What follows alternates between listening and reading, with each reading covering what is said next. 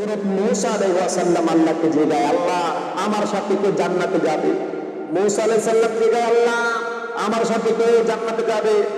আমরা আল্লাহ পাক রব্বুল আলামিন মূসা আলাইহিস সালামকে বললেন, মূসা বাজারের কসাই, বাজারের গোশতওয়ালা, যে ব্যক্তি গোশত বিক্রি করে ওই ব্যক্তি তোমার সাথে জান্নাতে যাবে।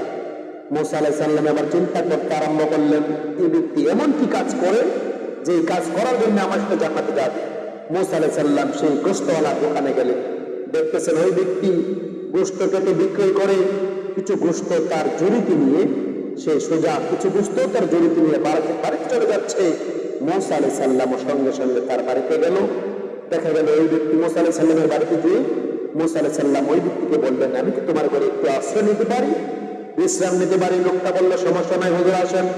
মূসা আলাইহিস সালাম দেখলেন ওই ব্যক্তি গোশতকে তৈরি করে, রুটি সিদ্ধ করে, রুটি এবং গোশতকে একসাথে মিক্সার করে, রুটির টুকরোগুলোকে নরম করে একটি মহিলার কাছে গেলেন। মূসা আলাইহিস সালাম দেখতেছেন ওই মহিলাকে যত্ন সহকারে ওই ব্যক্তি গোশত এবং রুটি খাওয়াচ্ছে, গোশত এবং রুটি খাওয়াচ্ছে, যতক্ষণ পর্যন্ত ওই বৃদ্ধ মহিলার পেট না ভরতেছে ততক্ষণ পর্যন্ত ওই ব্যক্তিকে খাওয়াচ্ছে। খাওয়ানোর পরে মহিলাকে সুন্দরভাবে পরিষ্কার করে ছেলে চলে যাচ্ছে।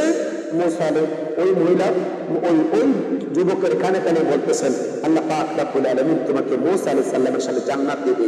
ওই ছেলেটা মুস্কি হাসলেন। এবার মূসা আলাইহিস সালাম ওই ব্যক্তিকে জিজ্ঞাসা করলেন, বাবা তোমাকে তোমার মা কানে কানে কি বলেছে যার কারণে তুমি মুস্কি হেসেছো? ছেলেটা বলতেছেন, হুজুর আমার আম্মা জান আমাকে বলেছেন যে আল্লাহর কাছে আমি দোয়া করি আল্লাহ পাক রব্বুল আলামিন যেন তোমাকে মূসা আলাইহিস সালামের সাথে জান্নাত নসিব করে দেয়। সুবহানাল্লাহ, সুবহানাল্লাহ, সুবহানাল্লাহ। এবার মূসা আলাইহিস সালাম ওই যুবককে বলতেছেন, বাবা তোমার মায়ের দোয়া কবুল হয়েছে, তুমি আমি মূসা আলাইহিস সালামের সাথে জান্নাতে যাইবা। ওই ব্যক্তি আশ্চর্য হয়ে গেল, হুজুর আপনি কে?